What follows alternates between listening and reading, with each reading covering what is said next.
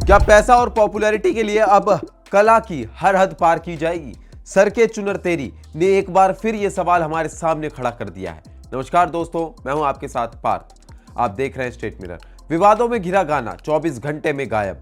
Sir के चुनर तेरी गाना रिलीज होते ही सोशल मीडिया पर बवाल मच गया और महज 24 घंटे के अंदर इसे यूट्यूब से हटा दिया गया। ये अपने आप में बताता है कि दर्शकों ने इसे कितना नकारात्मक रिस्पॉन्स दिया। आमतौर पर किसी गाने को हटाने का फैसला तब लिया जाता है जब उस पर गंभीर आपत्तियां उठती हैं, और यहां भी कुछ ऐसा ही देखने को मिला। लोगों ने इसे सिर्फ बोल्ड नहीं बल्कि सीधे तौर पर अश्लील और भद्दा करार कर दिया। सवाल यह है कि क्या आज के कलाकारों को यह समझ नहीं आ रहा कि वे किस तरह का कंटेंट जनता के सामने रख रहे हैं, या फिर जानबूझकर विवाद खड़ा कर चर्चा में आने की रणनीति अपनाई जा रही है? अगर यह प्रमोशनल स्टंट था तो यह बेहद घटिया स्तर का उदाहरण था, जहां कला के नाम पर केवल सस्ती लोकप्रियता हासिल करने की कोशिश की गई।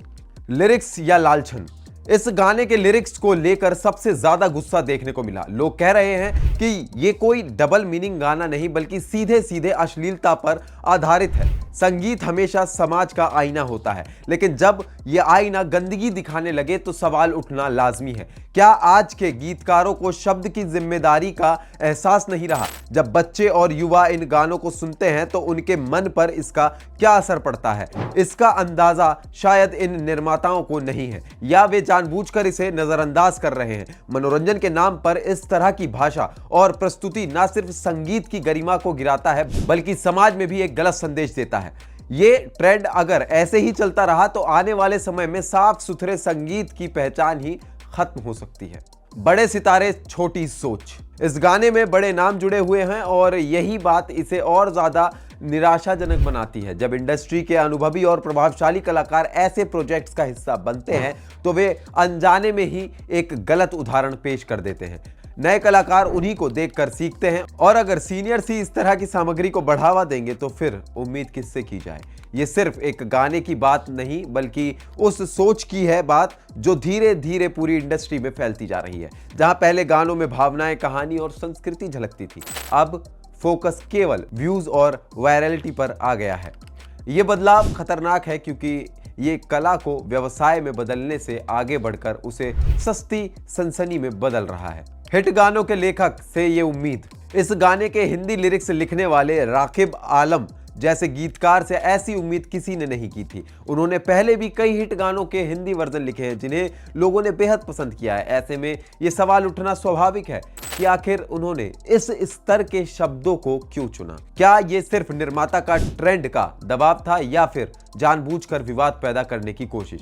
एक कलाकार की पहचान उसके काम से होती है, और जब वही काम इस तरह की आलोचना झेले तो ये उसकी छवि पर भी असर डालता है। अगर अनुभवी लेखक भी इस दिशा में कदम बढ़ाएंगे तो नए लेखकों से बेहतर की उम्मीद करना मुश्किल हो जाएगी। ये जरूरी है कि ऐसे कलाकार अपनी जिम्मेदारी को समझें और केवल ट्रेंड के पीछे भागने के बजाय गुणवत्ता पर ध्यान दें।